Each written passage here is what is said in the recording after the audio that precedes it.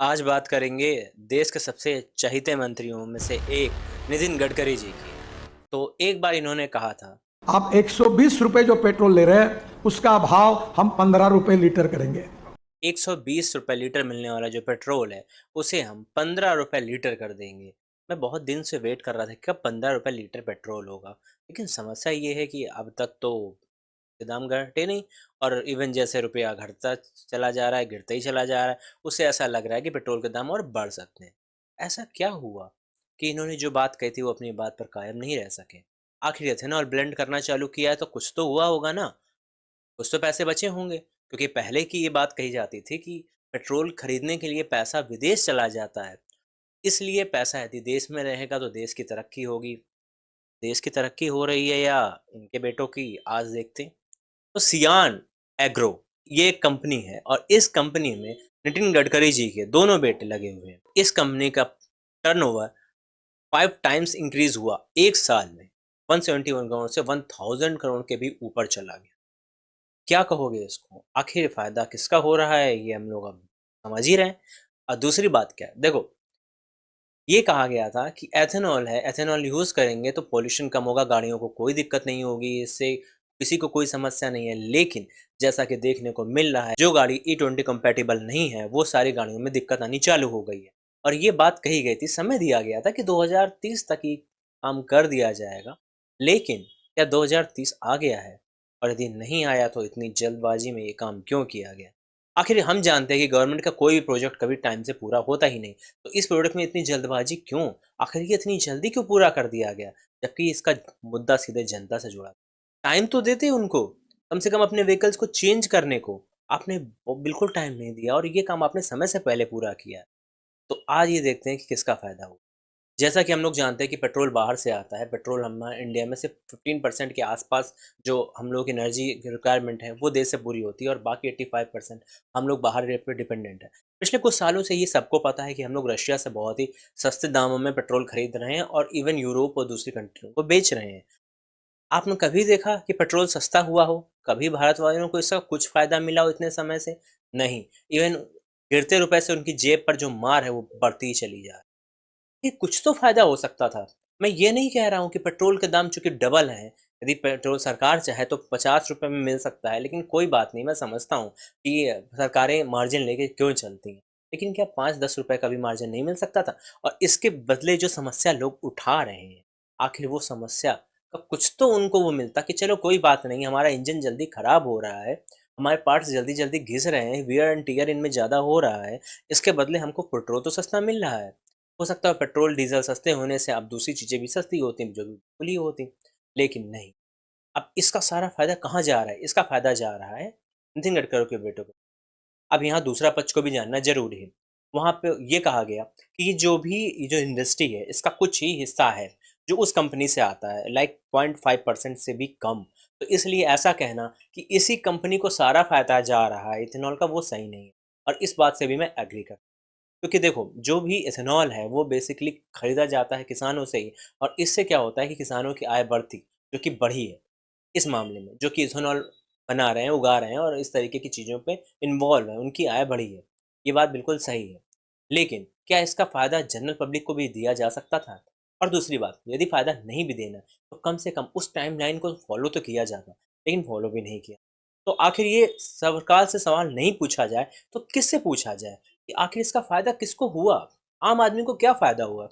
आपके शेयर जो थे, जो इस कंपनी के शेयर थे, वो कहाँ से कहाँ पहुँच गए, ठीक? अब वो उस शेयर में इतना बड़ा उछाल आया, ये बात ही समझ में आती है कि जो सरकार सत्ता में आए, उसकी से रिलेटेड जो भी कंपनियाँ हैं, उनके शेयर खरीद लो क्योंकि वो तो बढ़ने ही वाले हैं। तो इसलिए, और वो ये चीज़ होती भी है।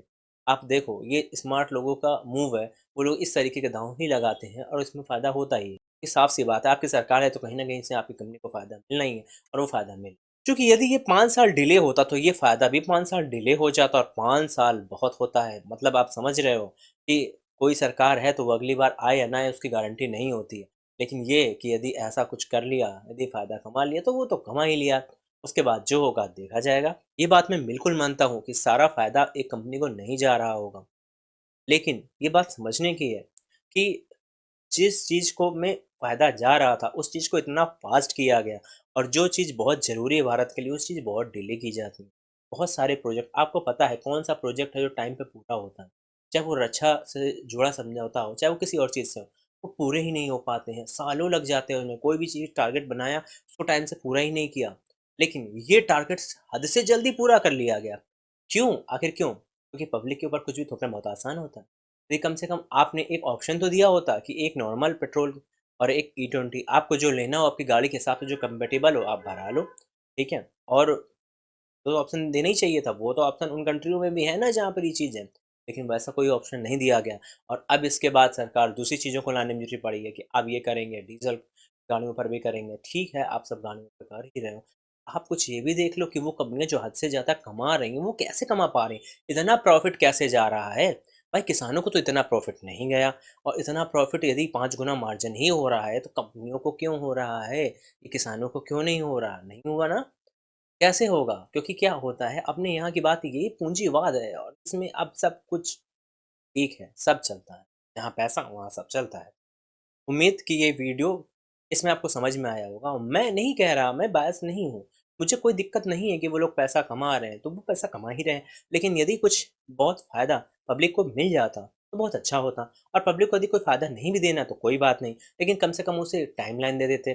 टाइमलाइन भी नहीं देना, जो टाइमलाइन आपने बोली थी, एक्चुअली उस टाइमलाइन पे तो रहते, लेकिन यदि वो भी नहीं रहना, तो भी कोई बात नहीं।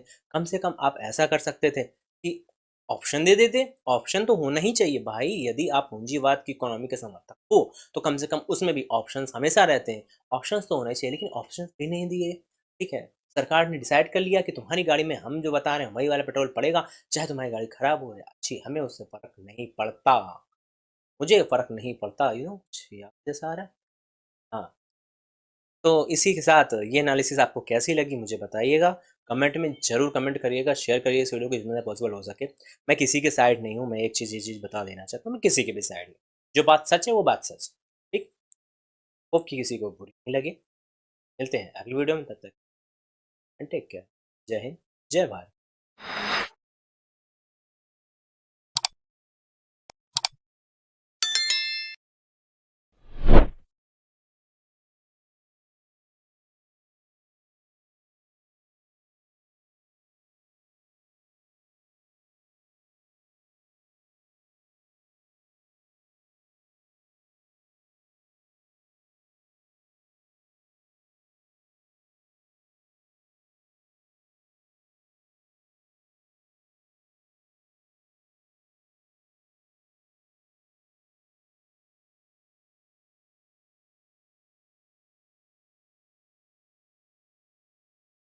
लेकिन ये बात समझने की है कि जिस चीज़ को में फ़ायदा जा रहा था, उस चीज़ को इतना फ़ास्ट किया गया और जो चीज़ बहुत ज़रूरी है भारत के लिए, उस चीज़ बहुत डिले की जाती है।